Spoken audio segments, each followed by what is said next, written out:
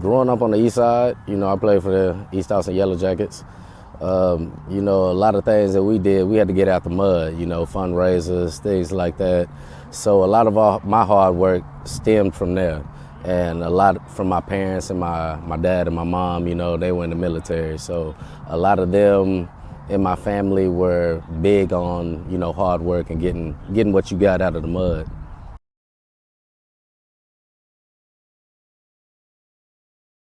I want to say my freshman year in high school, when my head coach came up to me and told me he thought I was pretty good. And then my offensive coordinator, Coach Smith, he came up to me and was like, "Man, I think you're going to be a pretty good player in football." So, yeah, I went all in on football because I was basketball and baseball, but I went all in on football.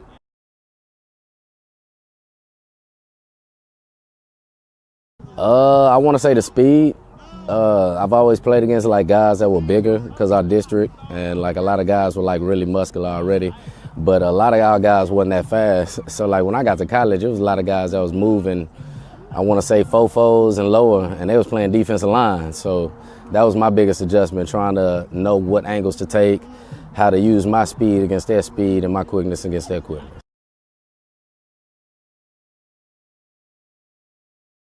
Just basically appreciating the game more. Going over there, a lot of our games were televised, and that brought a lot more recognition to Brazil football. And a lot of that was based off of, how I can say, some of the clubs.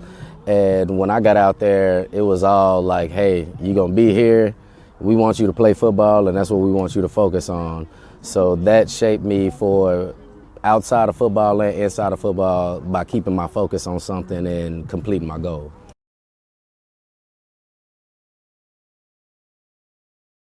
It was crazy. I was kind of shocked at first. They invited 3 of my teammates and myself, so it was 4 of us.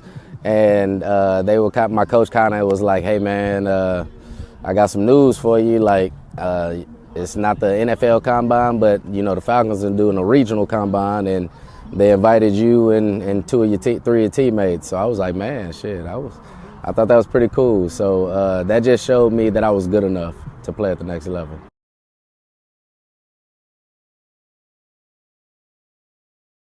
Having kids, having my kids, and then find out I had a daughter later on, that shaped me because I gotta be a better example. I had to start being a better example, and luckily I had kids at a young age, so that's what helped shape me the most, and being a dad.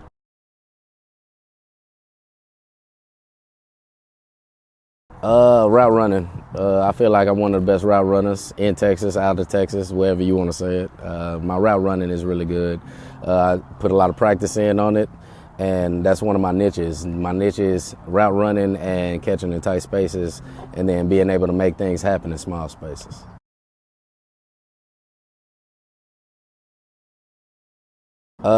Thankful. Just thankful, man. Because I wasn't able to walk for like 2 years because I hurt my knee back in college, so I wasn't able to walk. So now, sometimes my teammates see me crying or something before a game, but it's nothing bad, man. It's just I'm very appreciative of what God gave me, and like the fact that I'm still able to play.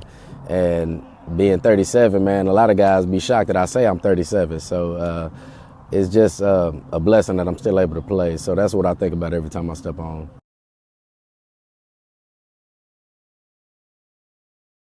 It was done for me. I had a lot of my coaches and stuff get back to me, pick me up for practice, things like that.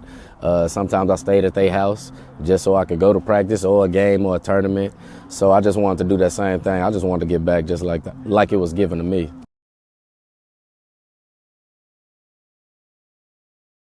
That I was a good man, a good father, a good player, a good citizen of this community, and that I cared about everybody, regardless of how you feel my antics are. My true heart is I love everybody, regardless of what's done to me or who does anything to me. I still love everybody, and that's what I try to leave that mark on this world.